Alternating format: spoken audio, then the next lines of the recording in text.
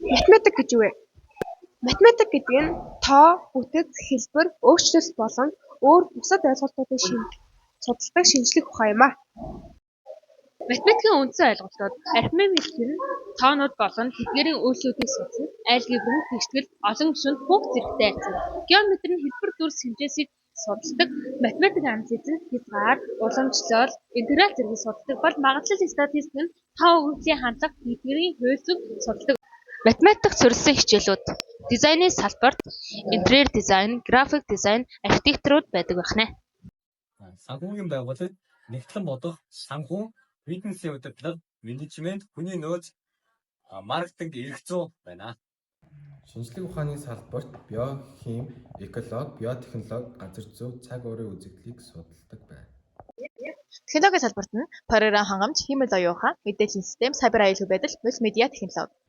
Нийгэмд эдийн засаг, сэтгэл судлал, олон улсын харилцаа болон хэвлэл мэдээллийн технологи гэсэн мэргэжлүүд байдаг байна.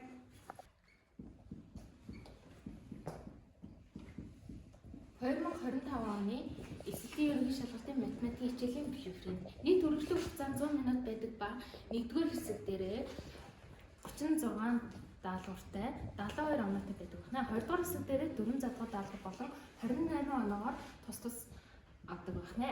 Агуулга дээрээ тоо тоолол, алгебр, анализийн эхлэл, геометри ба тригонометри, магадлал, статистик гэсэн 5 сэдвээр авч үздэг байна.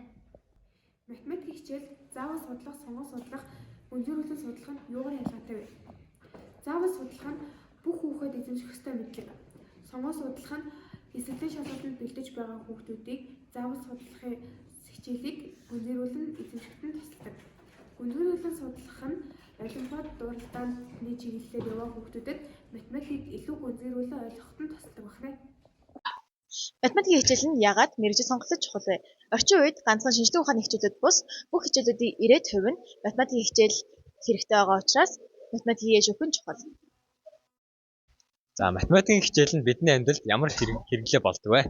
Сэтгэн бодох чадвараа хөгжүүлдэг ба тооцоололт төлөвлөлттэй амьдралын ухаанд суралцдаг. Математикийн суурь ойлголт нь бидний өдөр тутмын амьдралд хэрэглэгдэж байгаа бөгөөд зөвхөн тоо тоолол биш харин сэтгэн бодох арга барил, логик сэтгэлгээг сайжруулж ирээдүйд эзэмших мэргэжилтэнд чухалчилж авч үздэг байна.